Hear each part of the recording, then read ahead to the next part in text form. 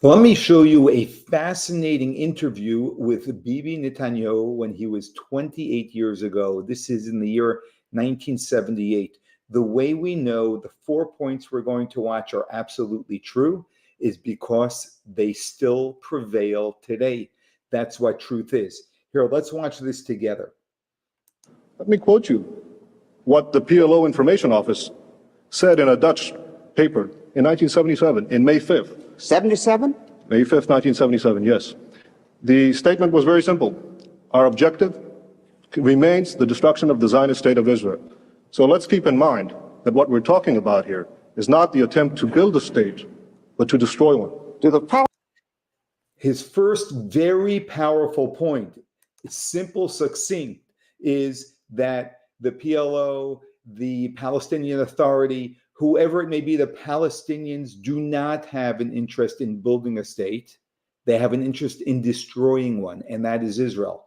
And this is the reason why there is no peace today between Israel and the Palestinians.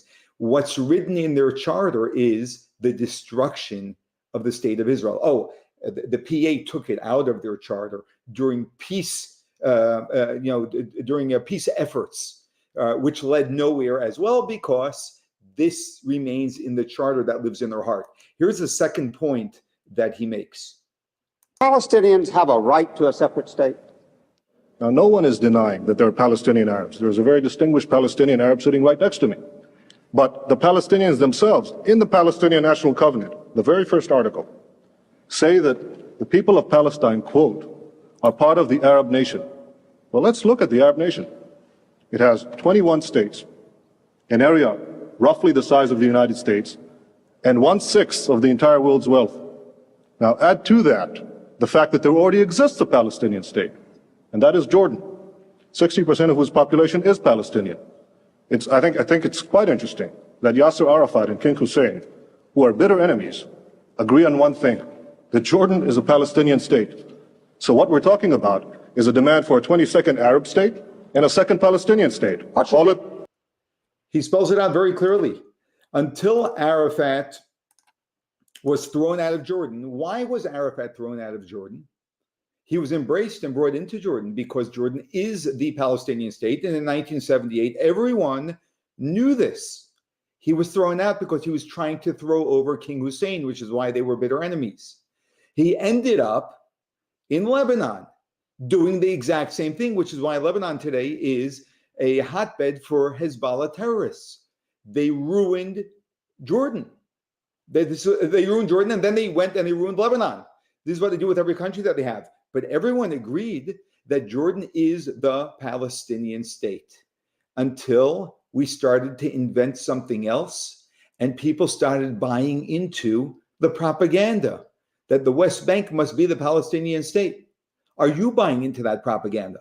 Let's see the third point that he makes over here, another critical point about Israel being asked to offer certain rights to the Palestinians, which Israel, of course, has made numerous attempts to do. What should be done with the Palestinians on the West Bank? There's a problem, so what should be done, in your opinion? Well, I think that the Palestinians in the West Bank are going to be offered the full human rights, the full civil rights, as no Arabs are offered in the Middle East. No Arabs whatsoever have any full human rights or the right to vote for their own government.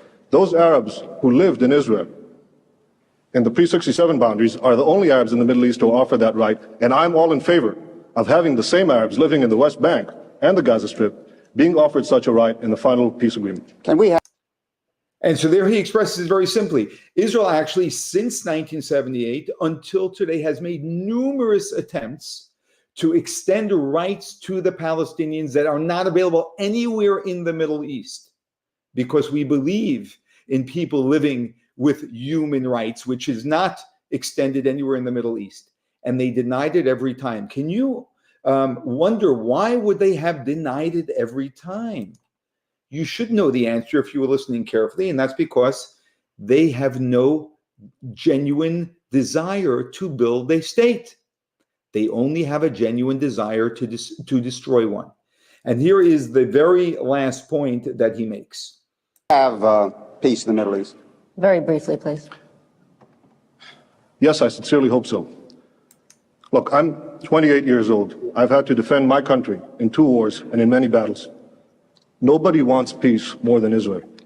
But the stumbling block to the road for peace is this demand for a PLO state, which will mean more war, which will mean more violence in the Middle East. And I sincerely believe, if this demand is abandoned, we can have real and genuine peace. And so there you have it. Why don't we have peace today? Because the Palestinian Authority, just an extension of Arafat and the PLO, are there funding terrorists of families. Every time a terrorist goes into Israel and blows themselves up, they give them a monthly, very generous check. It's not possible to have peace with a people who are invested in terrorism. And I'm not even talking about Hamas in Gaza. I'm only talking about the PA, which come across as domesticated in comparison to Hamas. It is not possible to make peace with such people. Netanyahu's words in 1978 ring true until today.